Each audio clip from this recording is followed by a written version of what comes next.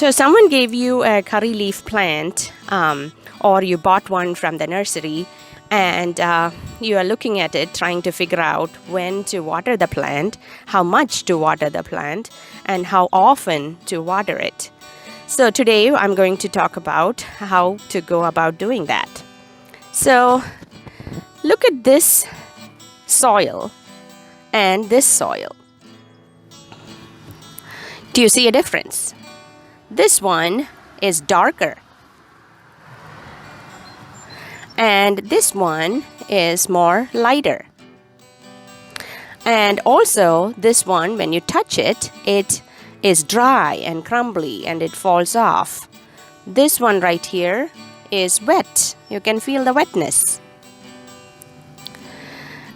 So that means this one needs water, of course, and this one does not. So looking at the color of the soil, you'll be able to tell. And if you're in doubt, touch the soil. That will also help you to tell if it needs water or not. Another instant that could happen is something like this. It looks dry on the surface, but then if you dig a tiny bit deeper, you would see that you see the black soil that you see. And that means it's still wet. This plant does not need water, at least at this time.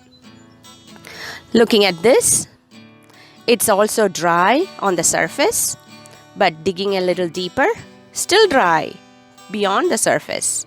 That means this would need water.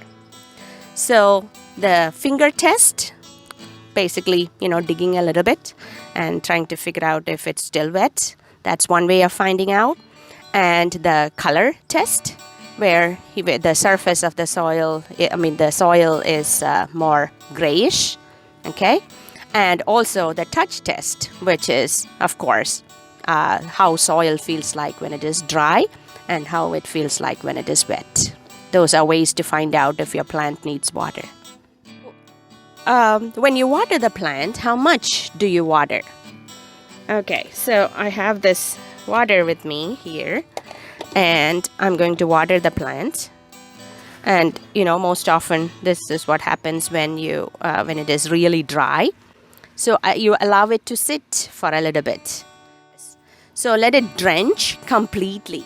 So when you water, you want to make sure that you give a lot of water.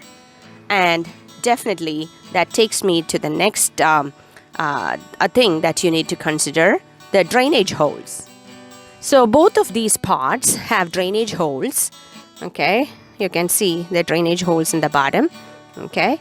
But this one has a saucer or a tray attached at the bottom, which is attached to the plant itself. So let's check what works. Okay, I put water in here and water in here and of course in here as well. So here you see there is some water that comes out of the pot, okay, as drainage. You can see some water that comes out of the pot, but a lot of water still remains inside the pot. In this case, there is none. And in this case, of course, there is none. So I would rather choose this pot or this pot instead of this pot. Because although there is drainage holes, the water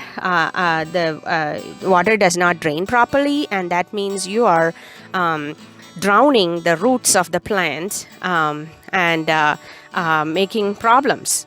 You can see an example here. This is not the best pot that I should have chosen. This is a kind of pot that has the tray attached to the pot. And you can see the plant is not very happy looking. And that's the reason is the roots are drowned. It's excess water sitting in there. Again, take a look. Not much water has drained out. Another thing to consider is pot sizes. So I don't know if you have noticed, smaller the pot, the easier it dries out. Bigger pots like these won't dry out so soon. But then it's important to keep a plant that is specific for the size of the pot, so you cannot put a small plant in a big pot, because the opposite of the problem, the drainage issues in the bigger pot is higher. So the water will get retained in the bigger pot a lot more, and too much that it will stop the growth. And in a smaller pot, the plant would dry out. So you want to have the pot that is correct for the size of the plant. Size of the pot should correspond to the size of the plant. Last thing I want to tell you is about the container or a plate that we put on the bottom of the pot. This is actually to catch the excess drainage water and not let the surface below it be damaged.